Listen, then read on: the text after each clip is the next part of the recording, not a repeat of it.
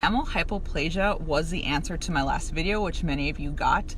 However, the reason I posted this is that the treatment recommendations were not what I expected.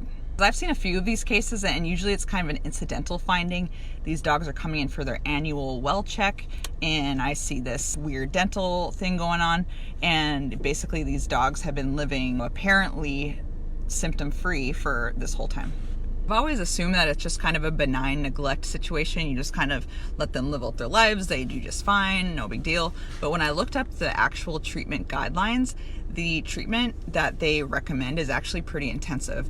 It includes consult to a veterinary dentist, which often includes dental radiographs, extractions if there is root involvement, as well as they have a lot of procedures where they can actually restore the enamel. And that does seem like pretty aggressive treatment in my opinion, just because these dogs seem to be doing well. But the problem is dogs can't really tell us if they are uncomfortable when they're eating or their teeth hurt.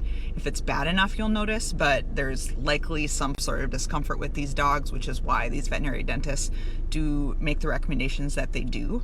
It's interesting because the enamel in a puppy starts developing at around 2 weeks of age and up to 3 months. So one of the most common causes of enamel hypoplasia seen on all of the teeth is a febrile or a fever event during this time. So basically that fever can interact with the development of the enamel.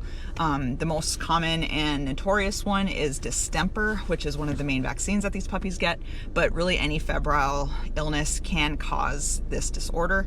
Other causes are nutritional deficiencies, certain antibiotics, trauma, hereditary disorders. I'm curious if anyone else has seen this disorder and how you guys chose to treat it and how are the outcomes. If you got it right, good job.